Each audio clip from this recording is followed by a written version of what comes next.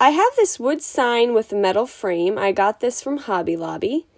It measures 16 by 14 inches. And then I have this heart, and I'm just going to use it to trace the shape. And now I'm using a pencil to trace it. You probably won't be able to see it, but it is there. And I'm going to take this power tool called a Dremel. Now, a Dremel has many different uses, but in this case, I'm going to use it to carve into my wood. So I'm going to go over the shape I just traced, and I'm going to make a couple pass-throughs. And the more you pass over the same area, the deeper the carve will get. So I want to say I'm not going any deeper than 1/4 of an inch, maybe even a little less than that. I did not measure it. But I do know I just want to carve into the wood a little bit. This was actually pretty easy to use, and I don't really have a very steady hand.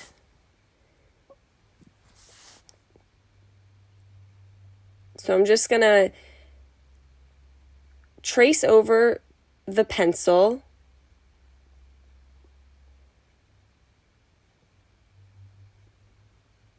And once you get your first layer traced, then you can just continue to go over it.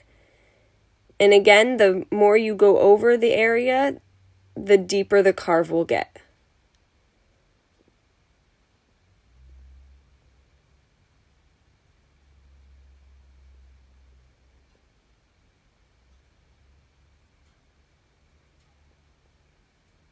And there we go. So now I have my heart carved into the wood.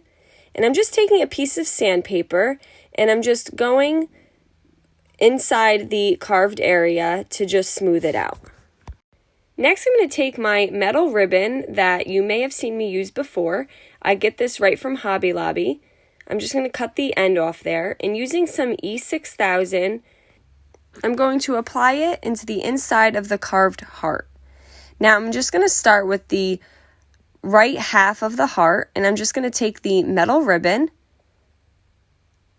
insert it into the carved area, and once I get to the top of the heart here, I'm just going to cut my metal.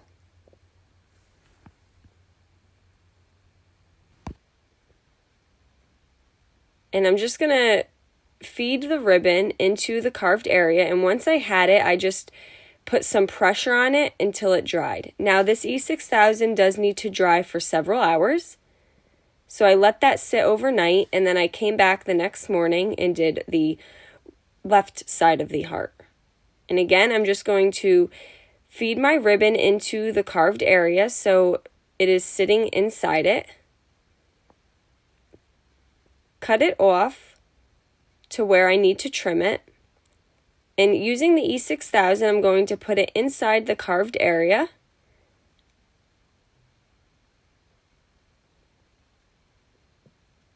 And then once I have the right size metal trimmed, I'm going to set that inside the carved area. And this just helps the metal ribbon to stand. And now, guys, if you don't have a Dremel, you can do the same concept around the heart that I traced. You can just glue the ribbon around the outside of a heart shape and then glue that onto a board. And once I had that inside the carved area, I'm going to take my board again and just put some weight on it, and this just helps it from popping out and allows it to fully cure. Now once I had everything dry, I was able to move the boards off, and this is what it looks like. And the metal ribbon just has like a floral pattern,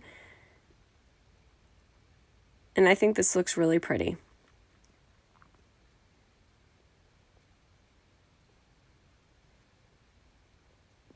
Next, I took these wood letters. I got these from my local dollar store, and I'm going to take my chalked Rust-Oleum linen white spray paint and spray paint all of the letters I had set aside. And on the inside of my heart, I'm going to glue these letters down, and it says, "Let all that you do be done in love." And I'm going to glue them using my Elmer's wood glue. And I just take a small art brush, and I just paint the glue on the back side of each letter. And then I'm going to allow that to fully dry. And there you go. Now we have this heart wall hanging with the verse from 1 Corinthians on the center of the heart. Guys, I hope you enjoyed this video. Paint products can be found on our webpage at chalkitupfancy.com. And don't forget, you can also check out other tutorials on our webpage as well. Have a great day.